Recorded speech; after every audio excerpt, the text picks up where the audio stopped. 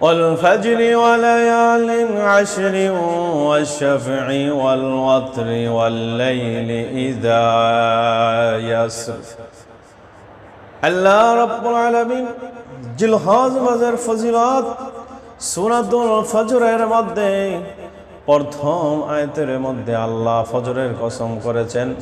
এরপরে তিনি বললেন ওয়ালায়ালিন আশরি, 10 রাত্রির কসম। রাইসুল মুফাসসিরিন আব্দুল্লাহ ইবনে আব্বাস রাদিয়াল্লাহু তাআলা আনহু এই আয়াতের ব্যাখ্যা তিনি ইরশাদ করেন 10 রাত্রি দ্বারা উদ্দেশ্য হলো জিলহজ মাসের প্রথম 10 রাত্রি।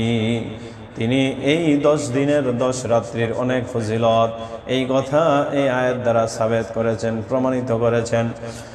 তিরমিজি শরীফের মধ্যে আছে আবু হুরায়রা থেকে হাদিস, নবীজি সাল্লাল্লাহু আলাইহি ওয়াসাল্লাম ইরশাদ করেন মা মিন আইয়ামিন আহাব্বু ইলাল্লাহ আন ইউতাআব্বাদা লাহু ফিহা মিন আশরি জিলহজ্জা।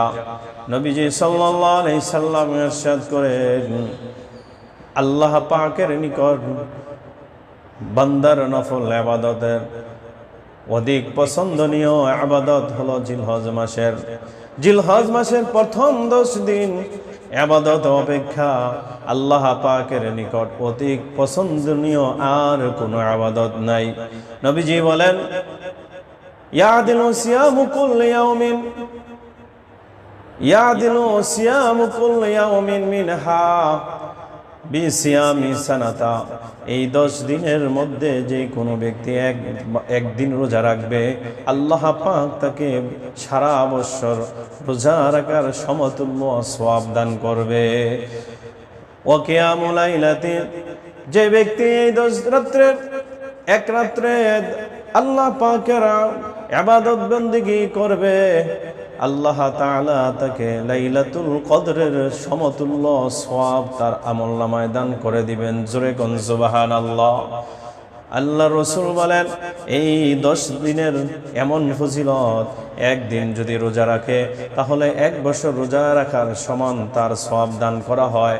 এক রাত্রি যদি ইবাদত করে, এক রাত্রির ইবাদত তাকে লাইলাতুল কদরের ইবাদতের সমতুল্য সওয়াব দান করা হবে। বিশেষ করে নবীজি বলেন লা সিয়ামান ইয়াউমি আরাফা, যে ব্যক্তি বিশেষ করে আরাফার দিনে রোজা রাখবে আল্লাহর হাবিব ইরশাদ করেন ইন্নী আহতাসিবু আলাল্লাহি আইয়ুকাফিরা সানাতাল্লাতী ক্বাবলা ওয়া সানাতাল্লাতী বাদা। যে ব্যক্তি আরাফার দিনে 9 তারিখে জিলহজ মাসের 9 তারিখে রোজা রাখবে আমি আশা করি আল্লাহ রাব্বুল আলামিন তার পূর্বের 1 বছরের জিন্দেগীর গুনাহ ক্ষমা করে দিবেন এবং 1 বছরের পরের জিন্দেগীর গুনাহ মাফ করে দিবেন। জোরে কোন সুবহানাল্লাহ। এই জন্য আসেন আমরা এই 10টি রাত্রি, এই 10টা রাত 10টা দিন, আজকে জিলহজ মাসের চাঁদ ওঠার সম্ভাবনা, আজকে যদি চাঁদ উঠে যায় তাহলে আজকে থেকে আমরা এই আমলটা করব। কারণ আগামী বছর আমি রমজান পাবো কিনা জানি না, লাইলাতুল কদর আমার নসিব হবে কিনা জানি না।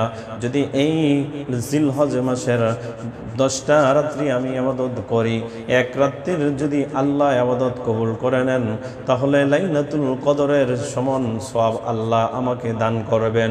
এই জন্য আমাদের প্রত্যেকের উচিত এই রাত্রগুলো আমল করা। জোরে কোন ঠিক কিনা।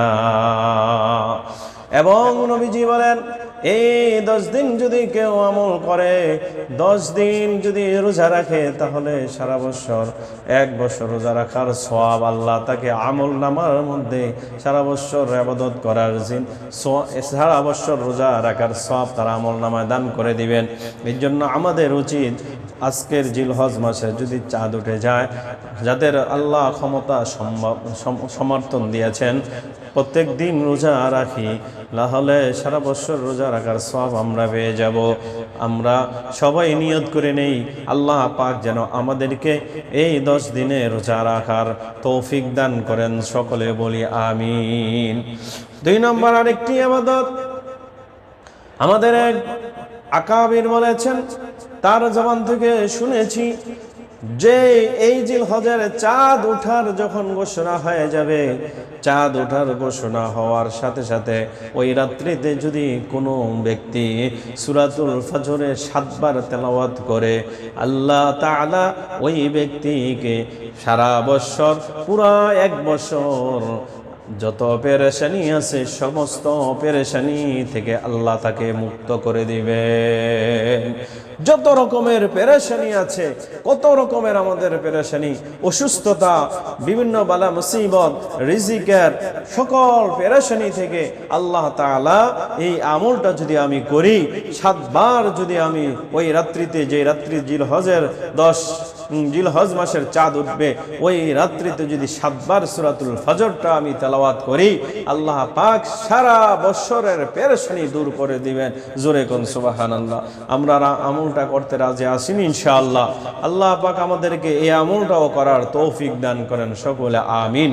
3 নম্বর ইবাদত, এই জিলহজ মাসের চাঁদ ওঠার আগে যদি আমি আপনি আমাদের নখ, যে সমস্ত বস্তুগুলো কাটার সময়, যেমন চুল, বিভিন্ন রকমের পশম, বগলের পশম, নাভির নিচের পশম, নখ, এই সমস্ত কিছু যদি আমরা চাঁদ ওঠার আগে কেটে নেই, আর জিলহজ মাসের 10 তারিখে কুরবানির পরে যদি আমরা কাটি, তাহলে মুস্তাহাব এই আমলটা, তাহলে কুরবানি করার সওয়াব আল্লাহ আমাদের আমলনামায় দান করবেন।